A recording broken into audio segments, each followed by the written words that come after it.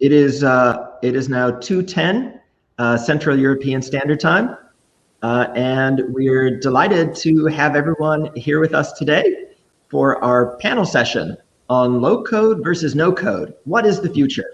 We're delighted to be here with you today. Just a few housekeeping reminders before we do some introductions for the panelists. If you have any thoughts or questions, please feel free to go to the session chat window and put your thoughts in there. If you have any questions, there's also a Q&A section I believe we can use up in the sort of the chat box on the upper right hand side of your screen. So please feel free to make use of that. We welcome everybody here today for our panel discussion on low code versus no code. I'm Steve Hilton. I'm the moderator. I'm excited to have here with us today Mustafa Sakalsiz and Dejan Dimic, Casey Bisson, and Michael Hausenblas. Welcome, guys. Thanks for being here with us today. Thank you for taking some time out of your mornings or your afternoons or your evening. To get started, I'd like to give each one of the panelists just a minute or so to introduce himself so that the folks listening to our panel discussion today sort of know our different perspectives. Casey, why don't we start with you? Good day. My name is Casey Bisson. I am currently with Joyent, a Samsung company. Where I do product management consulting, and my background is in SaaS and infrastructure as a service, both B2B and B2C, and a really special interest in the usability and how we interact with these systems, but additionally a background in how we operate our systems and how we deliver them in production. Eager to hear where we go today with all of this. Thanks, Casey. Thanks for joining us. Dejan, what's you next? Okay, thanks, Steve. My name is Dejan Dimic. I'm engineering manager currently working in Glovo. I'm passionate software engineer, and serverless is kind of my domain, which is closely related to low code, no code kind of topics. I have personally developed some of these tools and systems, and I would gladly here to share my opinions and views on the future. Thanks, welcome, and thanks for joining us, Dejan. Michael. All right, yeah, thanks for having me. My name is Michael Hausenblas. I'm a solution engineering lead at AWS Web Services in a service team, so the folks who write and operate the services that many of us are using on a daily basis.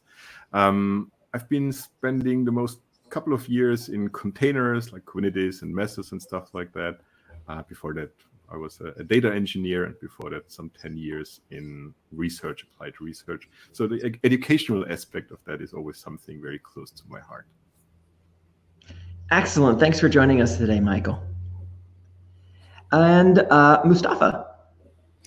Yeah, thanks, Steve. Thanks for having me too. Originally, I'm a computer scientist, but also I'm a serial entrepreneur and Y Combinator alumni. We are developing a no-code platform which helps to build customer-facing applications without coding. Or if you want to, you can also code, but so I wanted to combine all my background experience, both on the engineering and entrepreneur. So we are mostly focusing on startups who want to build their SaaS products. Excellent. Mustafa, thanks for joining us. And just so folks know, my name is Steve Hilton. I'm with a company called MachNation. MachNation is an IoT test lab. So we test in a lab environment IoT software, sort of the platform stack and the software stack. And mostly what we end up doing is IoT performance and scalability testing. We built a piece of software that actually simulates IoT devices at extremely large scale. It's a piece of serverless software that we built actually on top of AWS services. And we use that to simulate IoT devices at massive scale and help enterprises do performance and scalability testing. So thanks again, everybody, for being with us here today for our panel discussion on low code versus no code. What's the future? So once again, feel free to throw in your chat or your questions if you have any. I think to start, maybe let me give a few definitions.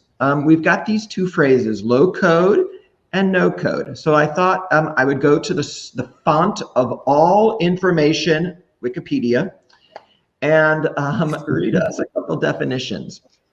First, let me start with a low code development platform. A low-code development platform provides a development environment used to create application software through a graphical user interface instead of traditional hand-coded computer programming. Okay, so once again, it provides a development environment used to create software through a GUI, right, instead of traditional hand-coded computer programming, and that's low-code. Now, no-code is defined on Wikipedia as allowing programmers and non-programmers to create application software through a GUI and configuration instead of traditional computer programming. So once again, the no-code development platform is allowing programmers and non-programmers to create application software through a GUI and configuration instead of traditional computer programming. Okay, so we have these definitions of low code and no code. I think maybe I'd like to start off asking our panel. Let's start with Michael. Who do you think uses low code or no code or both? Right. In my experience, there are two distinct classes or two categories where I've seen that the uptake and the interest quite big. On the one hand, you have this educational environment. Think of MIT Scratch, where especially either younger folks, like we have kids in teenager range, and they might look at that as a nice entry level way to get into the world of programming, having a fast feedback loop where they either enter in the computer or with some IoT related stuff, some sensors or whatever, relatively quickly get something built and see that it works. In nitty-gritty details, having to learn what is a for loop. You just plug something in and see repeat for a certain number of times. So that's the kind of educational class. The other is I'm thinking, for example, of what we have with Amazon Honeycode, essentially enabling folks in slightly related areas who are not coders per se, but they have their BI folks or data scientists or whatever who not necessarily want to or can really code per se, but really have some problem solving capabilities, but they want to deliver that kind of experience. It could be a query, it could be a dashboard or whatever, in an effective way. So that's the kind of like folks who have a somewhat related activity, but not necessarily their main job or main interest or whatever is to actually drop down on the low level programming. That makes sense. Agree, disagree, folks? Other types of folks who use this stuff? I can share my opinion here, since I kind of like more abstract version of the low code versus no code, and it's more about that we allow people without coding abilities to create applications and processes. And if we go, I think every one of us today are using this kind of capabilities through other applications that allow us with a small kind of investment in drag and dropping to adjust these applications to our needs. And if I want to go even to amaze you a bit, if you ever use something on AWS, you can imagine that it's a drag and drop configuration for your infrastructure. If you want to send an email from Microsoft Office Word, it's also a low-code kind of investment for mail merge and sending emails. So today, I think in our time, we all are exposed to some kind of low-code engagement. By definition that we find on marketing on Wikipedia, which is most marketing driven. We design like more on application building using visual tools. But I come from Amazon, developing Alexa for 2 years, and using a voice as an input mechanism is also a low-code kind of engagement. So we should think it more abstract if we want to see what the future looks like. Fair enough. Fair enough. Casey, I think you were going to say something. Yeah, I really want to double down on, I think, what both Dejan and Michael have said in terms of the audiences that are using these.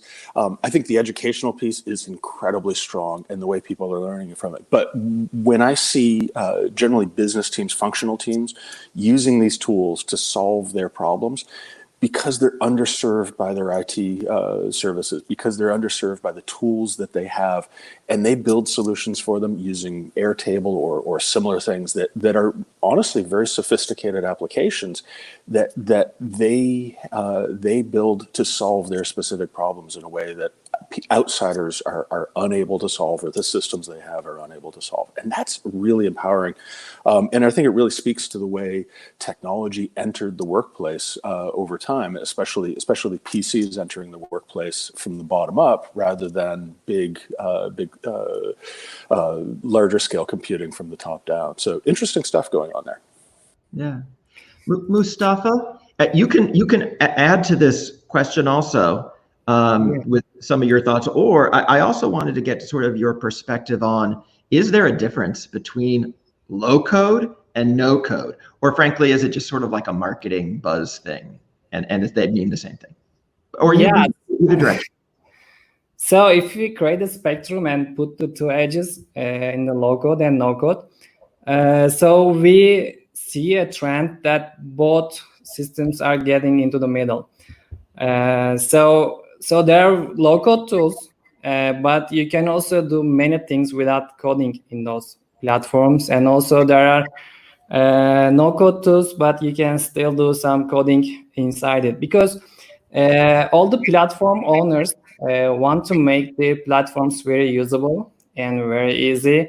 So they have a no-code first approach mostly, but coding is still the most flexible language so far, so you cannot convert all those power into visual tools, so you still need the coding in some areas. And if you want to make your users more flexible, you need to keep that doors open for everyone. So I think it's a term for today, but in the near future I think it will not be the case that we will not discuss the no-code, low-code tools. Actually, we also see that Gartner is categorizes no-code under a subtopic under low-code.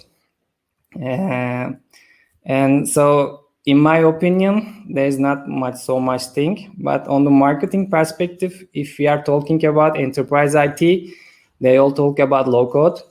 But if you go to startups, freelancers, the bottom-up actually approach, you usually use the no-code term. So it's kind of marketing term, but it will actually converge in the near future. Fair enough. Thanks, Mustafa.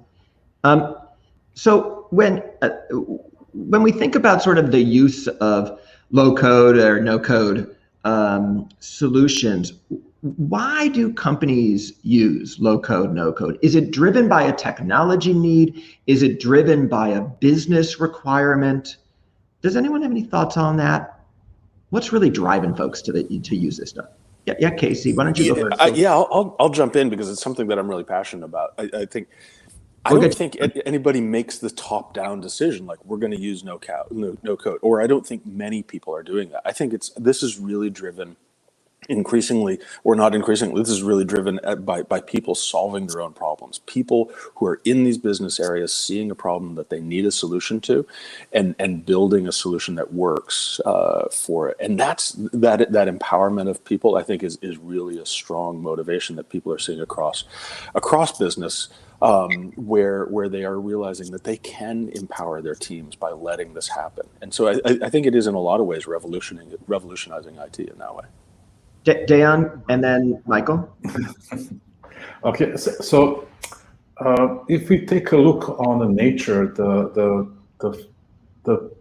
the systems that are adapt fastly will survive, and this is the same for the businesses as well. And we see that from the day one when this new technology, aka computers, were introduced. And this is not a new thing. It started with definition of new programming languages that are fourth generation that allow us to work on a more higher aspects of programming. Now it's kind of on the steroids when everybody can work together, interacting with different solutions that are provided by many. Yeah. I just want to say that using this kind of drive that businesses have, and us personally as well, to be more efficient, move us in this acquiring more customers. Customers are acquired by letting them solving their problems. And this kind of enablement give this low code a boost that we see now. But I want to say it was there from the beginning. Yeah, fair enough, fair enough. Michael, I think you were going to say something. Did you want to add? Yeah, I was actually heading in the same directions in there in terms of, if you look back some 20, 30 years ago and you have the rise of the 4G languages and, it's kind of similar discussion, like, why would I want to use a high-level programming language, a 4G language, rather than, assembler, for example? And turns out that, none of those things ever goes away. There is still a sizable amount of people who develop assembler, and there are certain use cases where you need to drop down on that level. Might be because of the constricted environment you might have, or performance, or whatever. And the same is happening now, right? You have new areas. You have no code, low code, but you also have machine learning that may or may not replace us over the next 50 years. That doesn't mean that the other things that we used to do go away. There are certain things, like I don't think that we have a lot of punching cards anymore, but most of those action levels stick around for good, and you always need some of those experts to cover that. But the majority, if we talk about mainstream, if we talk about, I don't know, 2050, and you're looking at what is the mainstream way to create and deploy applications, my bet would also be on a combination of low code, no code, and machine learning assisted, creating certain algorithms or parts of the application. Good deal. Good deal. What I'm realizing none of us have said yet is that this is substantially increasing the number of people who are building applications. And that's a really key part of this. I think it's opening the door to even more people building the solutions that they need. And that really needs to be said here. Yeah, exactly. Actually, I totally agree on Casey. So these low-code, no-code platforms also create a career opportunity for many people. For example, actually developing software really pays good, but not everybody can do it very well. But low-code, no-code platforms are a very good step for them to start on. So that's one of the reasons that pushes the trend. But also I agree on everybody that business drives this trend, because yes, there are so many requirements, and also the IT is getting underpressed with so many things. So they wanted to do these things very fast. So they wanted to create a solution, and they wanted to respond back. And this digital transformation also pushes forward. So these are the trends that make it. That's very helpful and very insightful. It's also a good segue into my next question for you guys on this topic. I was going to ask about the pros and cons of low code and no code, but honestly, this conversation so far has sort of illuminated so many of the pros of it. It sounds like we're a mutual admiration society here, and we are all completely behind it. Why don't we start with the cons? What's the downside of low code, no code, since we talked about so many of the pros already? Thoughts? Casey, I saw you doing one of these things. Well, I didn't want to be the first one to jump on it, but well, I mean, you know, it's but yeah, I'm here 5 for a.m. it. in your time, so please give us some cons. I mean, really clearly, the cons here are we have shadow IT being built all over the place with what's going on here. We have something where increasingly, especially the way this is entering from the bottom up, we have knowledge and understanding of increasingly sophisticated or complex business processes that can be lost when people leave. And so some very classic IT management concerns that are really hard to address because with this now, because these applications are really built by individuals for their individual work processes and not generally managed in the same way that centralized IT is. Let's say you want to, let's say you need to do QA on these things. Who's responsible for that? How do you manage continuous delivery for these things? And these platforms generally don't have that sort of thing. You make a change, that change is live immediately. You can't really see and test the different versions of that in the same way you would. And maybe reverting, being able to get back to a previous version of something or even compare versions of something could be impossible in a lot of these platforms. So there's a huge, for people approaching this from an engineering perspective where you expect to have things versioned, you expect to be able to do continuous delivery with a lot of testing around this stuff, you run into a lot of barriers. From the IT perspective, as I say, that side is a huge problem. So there's a lot for us to dig into here as a group, I think, but I'll stick on those. Mustafa, do you have any thoughts about some of the downsides of low code, no code? Yeah, absolutely. So yeah, these tools actually creates an abstraction on top of coding, and sometimes they create a very high level of abstraction. So they actually make everybody very away from the coding. So this has some downsides because if your application gets larger and more sophisticated, then your platform doesn't answer your needs. So sometimes making so much abstraction and creating a very new language for the people, it creates a problem when things get complicated. So this is one of the downsides. So on Code2, actually, we are against this stuff. So we are not trying to abstract that much. So we want to still keep the doors open. And the other is you need to choose your platform very carefully. Some you need to get vendor locked in, and so if the platform has problems such as scalability and other things, those are the other downs of the platforms. Good deal. Hey, before the rest of you guys jump in on some cons, I want to remind the audience, if you have any questions, go under chat and session, which should be up on the right-hand side of your screen, and feel free to put your questions in there. We'll get to them shortly.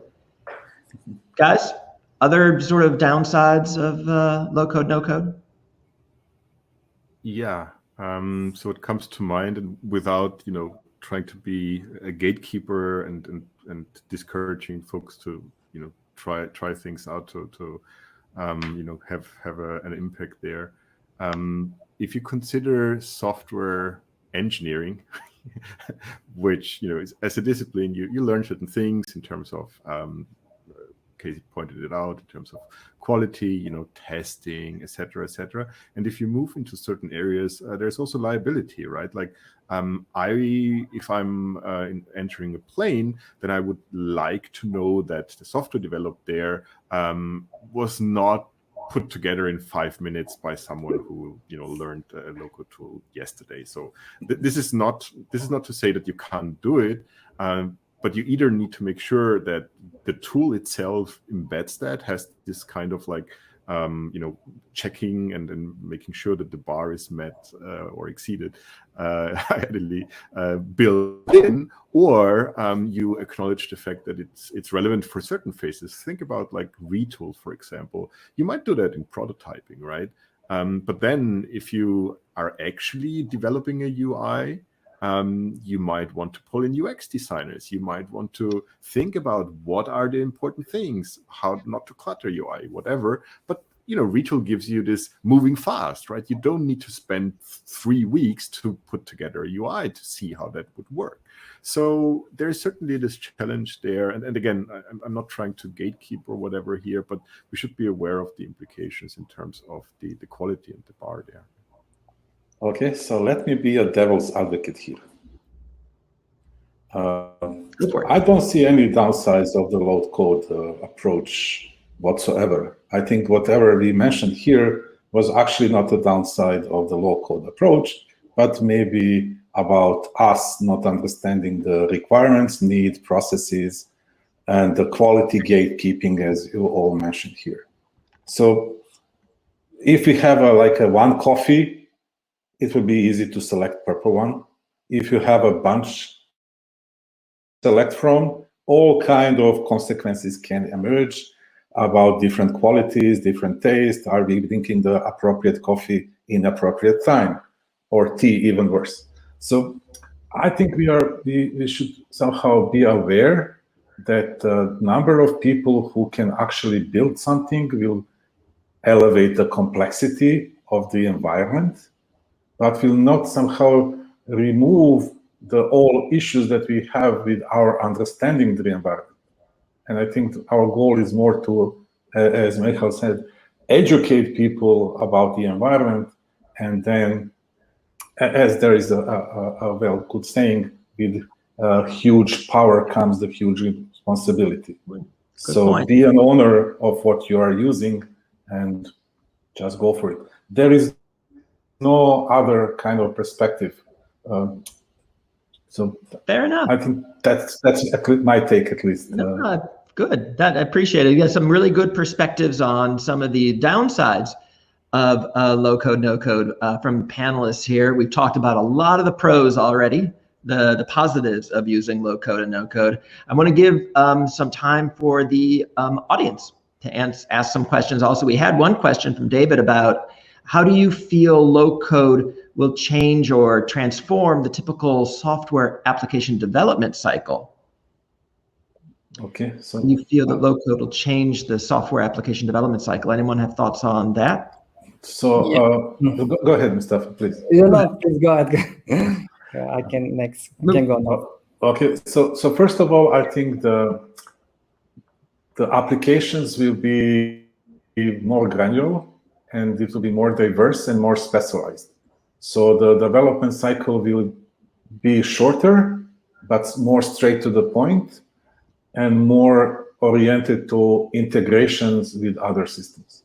Yeah, good point. Mustafa, did you want to add comment to that as well? Yeah, so if you think about the software development cycle, so sometimes you start with designing, then you start developing, then you're deploying, then maintaining. In low-code, no-code platforms, actually this transition is very smooth. For example, you can design in the same tool, you can develop in the same tool, you can deploy in the same tool, you can maintain in the same tool. So the whole company can use the same tool, and this transition is very smooth for everybody. And you can even manage your project in the same tool. So this is an advantage. So this will, I think, change the whole life cycle. But also the software stack is getting very complex nowadays. So you have a software stack when developing, so you have an infrastructure side, so you have different teams, different technologies. So combining all this into one needs a very big team sometime, and also maintaining those stuff needs another expertise from very highly paying talents. So low-code, no-code platforms also takes care of those issues too for everybody, and it will also make change on the life cycle of software. Good deal. Thanks for that. I know that everyone would like to comment on this, but we've got some other questions coming in, so let me roll on. Michael, you have 45 seconds. One of the questions was, what are some of the AWS solutions for building low-code apps? This is your 45-second advertisement for AWS, if you'd like. I can just encourage you to check out aws.amazon.com. There are way too many services that I'm familiar with. The one that I've been using myself is Honeycode, but there are many, and you should not think of the services themselves as like monoliths. There are services that have certain aspects that fall into that category. And to me, the most important or interesting thing are machine learning related things that you can use to boost or accelerate or to shortcut certain things that would otherwise take a lot of manual labor and manual coding. Thanks, Michael. Appreciate it. We've got an interesting question from Sander.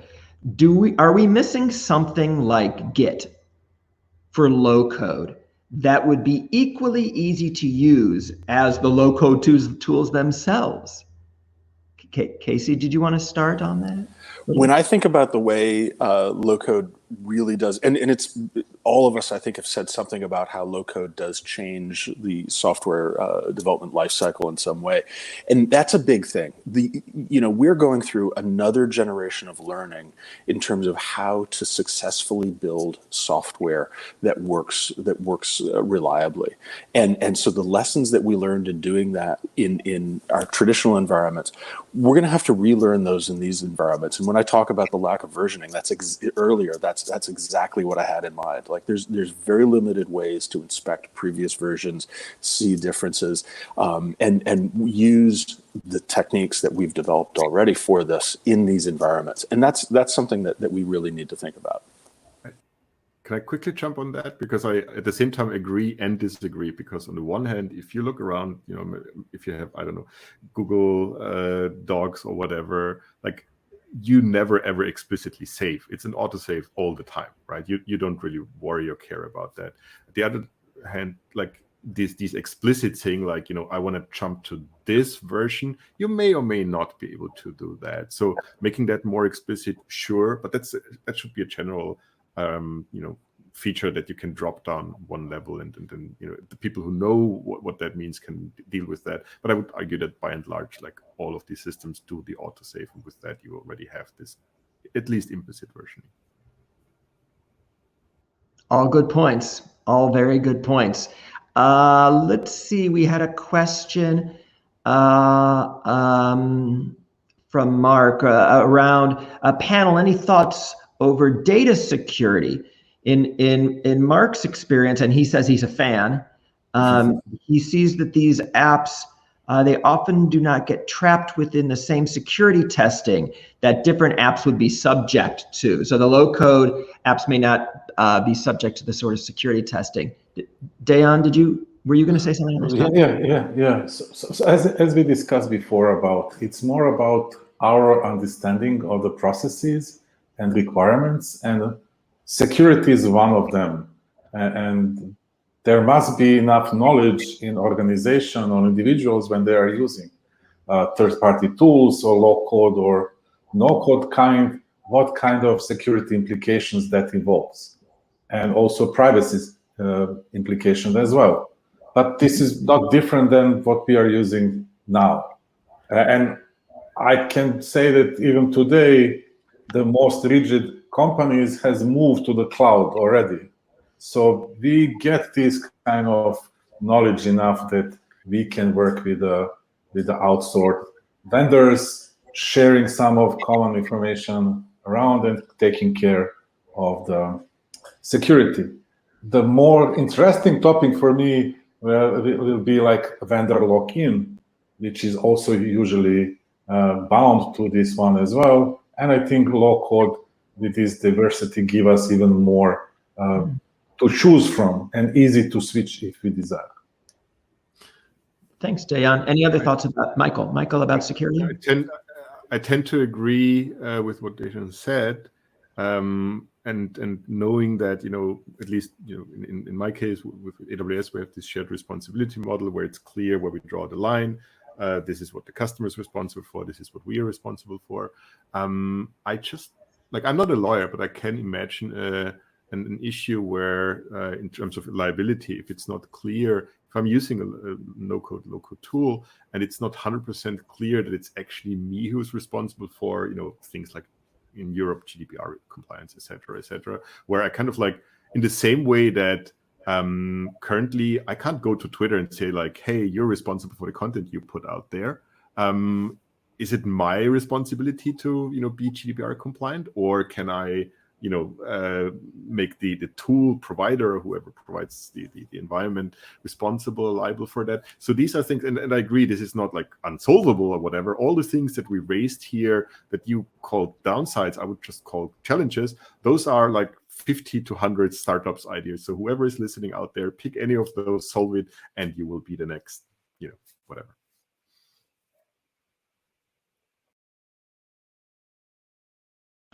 I wasn't sure if anyone else was going to had a comment on the security question. I was debating about joining that silence because Michael's bringing up of GDPR, especially highlight here, right to be forgotten. And anytime you're building something that has data flowing through it, and we're talking about something that is really distributed, the creation of systems that are managing a lot of data, who's properly ensuring the compliance for right to be forgotten is going to be a really big thing, I think, in a lot of these systems. And that CCPA is also adopting, also has similar provisions. So it's a increasingly global concern. But again, these are things where I think we're developing practices in traditional systems that we have to figure out how to apply in increasingly distributed systems. That it's not new, and it is, however, a new generation of solving similar problems that we really have to figure out. Very, very good point. As we're sort of approaching toward the end of the conversation, let's harken back to sort of the beginning when I said the title of this conversation today: low code versus no code. What is the future? So let me ask a sort of a wrap-up question for our panelists around the future. Is low code, no code enough to give an enterprise what it needs in the creation of applications? Or frankly, is low code, no code simply an intermediate step toward sort of the enterprise in the future finding what it really needs? So let's think a little bit about that future world of the enterprise. What do you guys think? So let me jump straight away to it. Oh, Mustafa, I always kind of come before you. The low code will be majority of what lean business model will be in the future. There will be only small parts that are really core business for any enterprise to keep, and using the capabilities of others will become a must-have approach. And if you think about it, what is the best case scenario for any activity that we have is to have an algorithm, aka a cookbook, that will solve our problem and walk us from point A to point B. What a great chef do is put a little spice, and enterprise will keep that spice. Everything else will be in the cookbook. Mustafa, can you give us some additional spice there? Spice from Dejan. Yeah, actually, I agree on that. And also in low-code, no-code platforms, what you are building is more context-aware than developing coding from scratch. So if you want to put AI on development, so it is much easier if you start with low-code, no-code tools, because the system knows what you are trying to do, such as putting a data grid or accessing some integrations and other things. And also it can create more assistive things on low-code, no-code platforms. So it will be easier. It will be a middle step.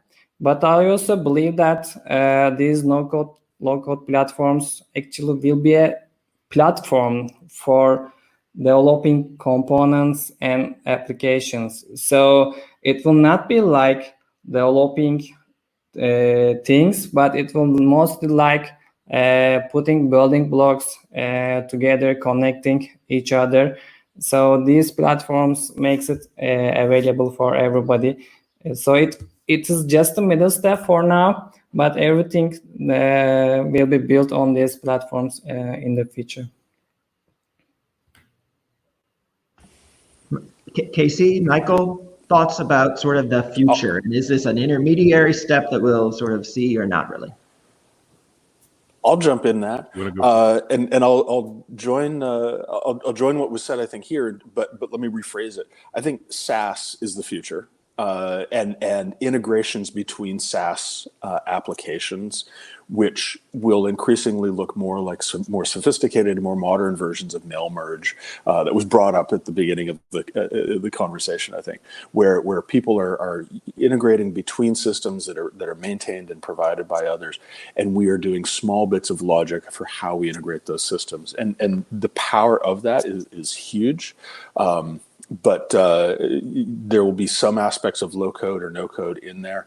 But for the most part, when people feel as though they need to build something that is truly new and different, I think it'll start out prototyped in SaaS, and then as they prove it, go into larger environments, more sophisticated environments. Nice insight, Casey. Michael, were you going to add something? Yeah, I'll go off an entirely different tangent. That is, I think the unspoken assumption is that we will continue down the path on, silicon and von Neumann architecture and all of that. If, in 5 years' time or next year or whatever, quantum computing or biological computing or whatever comes along, so all these paradigms are essentially, out of the door. They are like, legacy essentially. So under this linear assumption, so the non-Clayton Christensen disruption, if you wish, the more like traditional innovation, sustainable innovation. Sure, what we said makes absolute sense. I do see the machine learning aspect as a quite important building block to automate certain things and to make sure that quality is met, testing, all the things that we discussed today. But yeah, I see a bright future there. Absolutely, I'm pretty bullish and pretty upbeat around that. Excellent. Anyone have any concluding? I just want to somehow complement the whole conversation about the future by saying that in order to survive, we need to better understand our environment, and our environment is complex. And as we unveil parts of it, become more and more complex for us. Individually or as an organization, we cannot focus on the whole environment. So we have to divide it, and there are some specific organizations that will be focused on one aspect of that environment. And for us to leverage, we have to communicate and integrate with these other participants in environment. Symbiosis will be the only way that we can survive. So for that reason, this kind of approach that enables us to easily integrate either through SaaS models or using tools that are low code, regardless of way how we will put inputs in, is the future how we will continue to survive.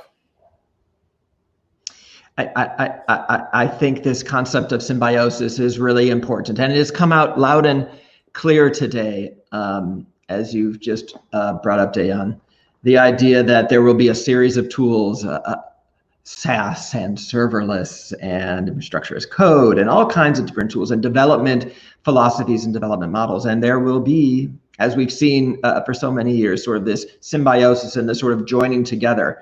One of you guys, Casey, actually brought up this concept of sort of the integration of systems is so important today. And I think you've rightly brought that up. Gentlemen, I want to thank you. I want to thank you for your time today. I want to thank you for your wonderful thoughts and insights. Audience, thank you also for your great questions and sort of the running dialogue on the side. We've tried to keep up with that as we've had the conversation today. Once again, a special thank you also to Waylay for hosting UNICON today and all of the panel sessions. Thank you so much. Thank you, guys. It was a privilege. Thanks, everybody. Thank you for having us. Thank you.